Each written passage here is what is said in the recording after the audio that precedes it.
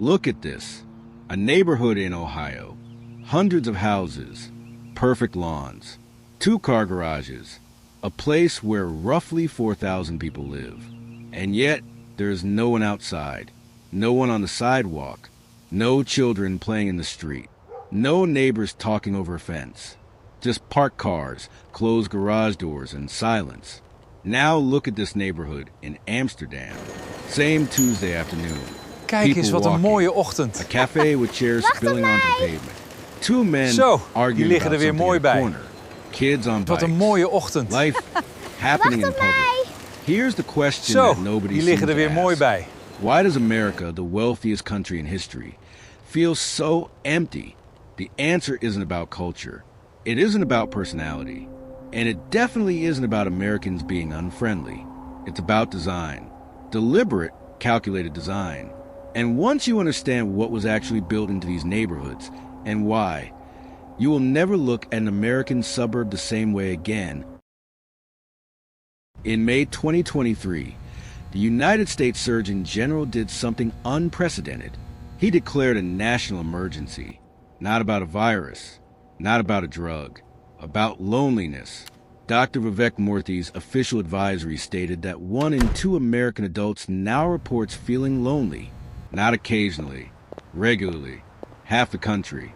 He called it, quote, more widespread than smoking, diabetes, or anxiety. And then he said something that should stop every American cold. Chronic loneliness is as dangerous to your health as smoking 15 cigarettes a day. Let that sink in. The United States has spent decades fighting tobacco. Billions of dollars. Billions of lives. And right now, Americans are experiencing something just as deadly, and almost nobody is talking about what's causing it. Since 2003, the average American spends 24 more hours per month alone than they did in the 1990s. Hours spent socializing in person have been falling for 2 decades straight. People will tell you it's social media. They'll tell you it's the pandemic. They'll tell you it's politics. But those are symptoms. The root cause was built into the ground beneath your feet.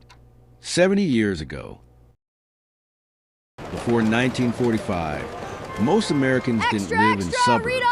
They lived in cities and small towns, in neighborhoods that have been built the same basic way for hundreds, sometimes thousands of years. A corner store, a barbershop, an apartment above a bakery, a square where people gathered. Churches, schools, and markets all within walking distance of each other. This was an accident. It was the accumulated wisdom of human civilization. People have always intuitively understood something that modern America forgot. You need to accidentally run into people. You need what sociologists call third places. Spaces that are neither your home nor your workplace, where you encounter other people without planning to. A cafe, a market stall, a park bench.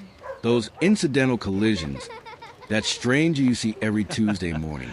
The neighbor you waved on the way to school. That is what builds community. It's what makes people feel less alone. Before World War II, American cities had these places in abundance. And then in the space of about 15 years, the United States made a series of decisions that systematically dismantled all of them. The year is 1944. World War II is not yet over, but the U.S. government is already planning for what comes next. Specifically, what to do with the millions of soldiers who will soon come home. They passed a law called the Servicemen's Readjustment Get that Act. lumber over to plot History 4 knows right it now. as a GI Bill. Watch the saw. On the Keep surface, moving. it's a generous piece of We legislation. need more nails up here. Low interest Get mortgages, that lumber over to plot 4 education right now. benefits, Watch the economic saw. Keep support moving. for returning veterans. But buried We need more inside nails was a up here. structural bias that would reshape the entire country.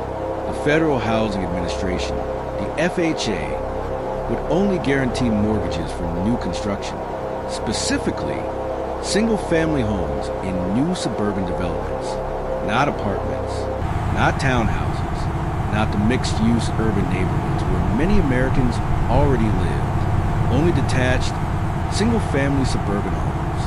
And with that one policy, combined with the new highway system funded by the Federal Aid Highway Act of 1956, the United States began the largest, fastest mass migration in its history. Before World War II, Just 13% of Americans lived in suburbs. By 2010, it was more than 50%. Developers like William Levitt understood immediately what this meant. His company, Levitt & Sons, built Levittown, New York, an entire community of 17,000 nearly identical houses, constructed on an assembly line model, sold to returning veterans at prices they could actually afford. By the 1950s, Levittown was being replicated across the country, suburb after suburb after suburb, stamped out the same template, and that template, by design or by accident, eliminated almost everything that had made human neighborhoods function for thousands of years. Here's what was removed: the sidewalk.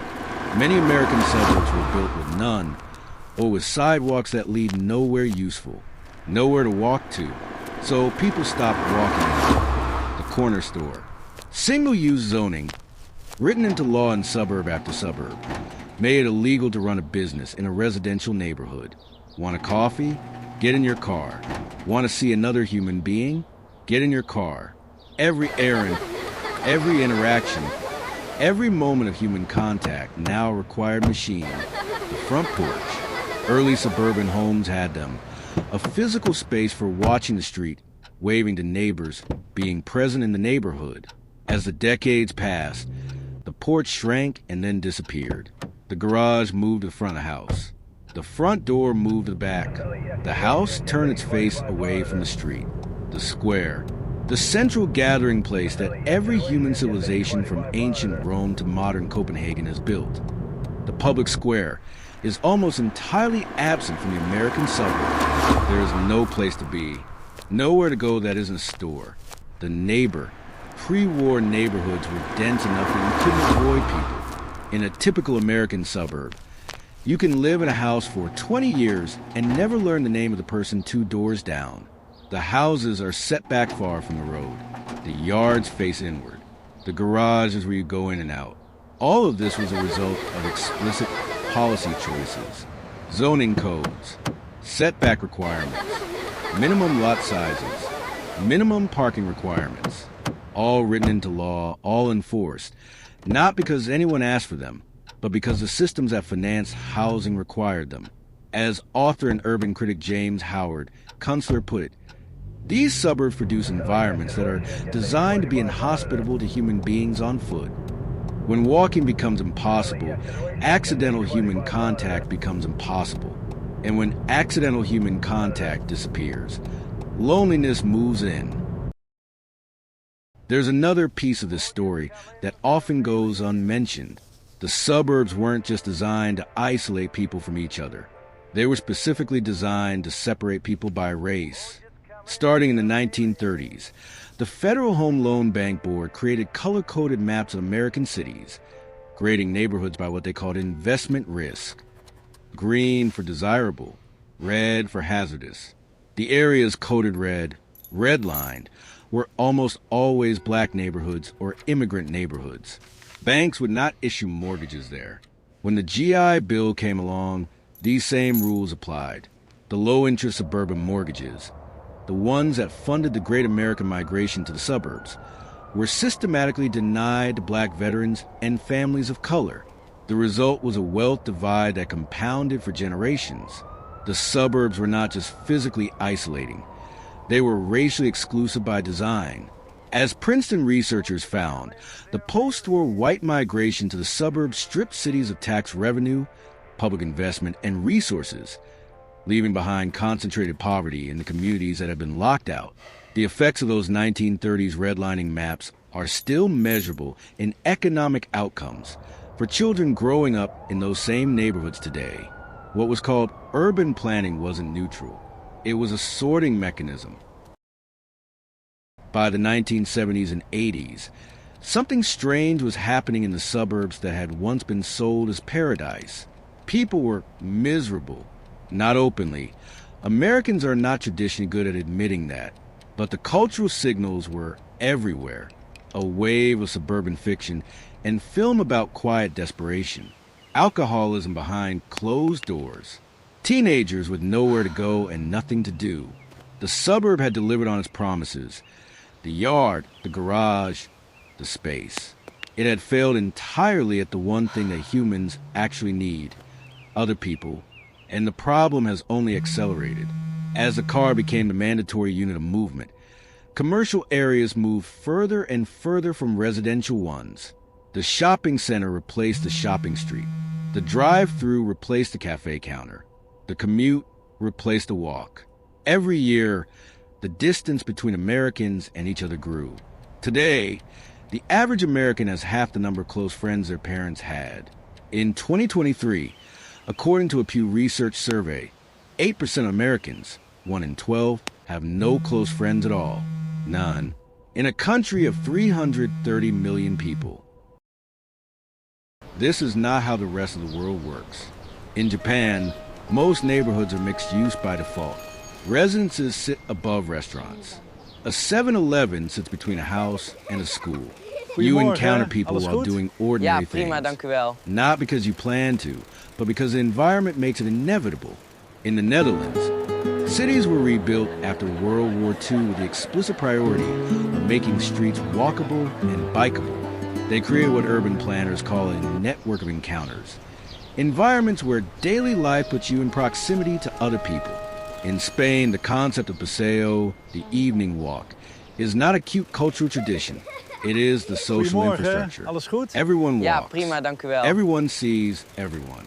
Community happens without effort because the environment produces it. These countries are not less lonely because their people are friendlier or more social by nature. They're less lonely because their cities were built to make connection easy. America built its cities to make connection optional. And optional, as it turns out, usually means never. Here's what's remarkable about all of this. The people who moved to those early suburbs weren't foolish. They wanted something real. Space, safety, a better life for their kids. And they were offered a trade. Give up the corner store, the square, the walk to the neighbor's house, and we'll give you a bigger yard, a 2-car garage, and a patch of American dream. Millions took that trade. What they didn't know, what no one told them, was what they were giving up in return. Not just convenience, not just walkability, but the quiet, daily, irreplaceable experience of being around other people. The friction and warmth of a neighborhood that is actually alive. 50 years later, the U.S. Surgeon General is declaring a national emergency. Half the country is lonely.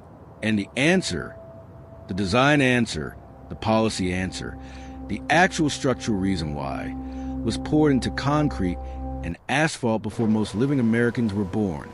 Now you can see it. The empty street, the closed garage door, the neighborhood where no one walks.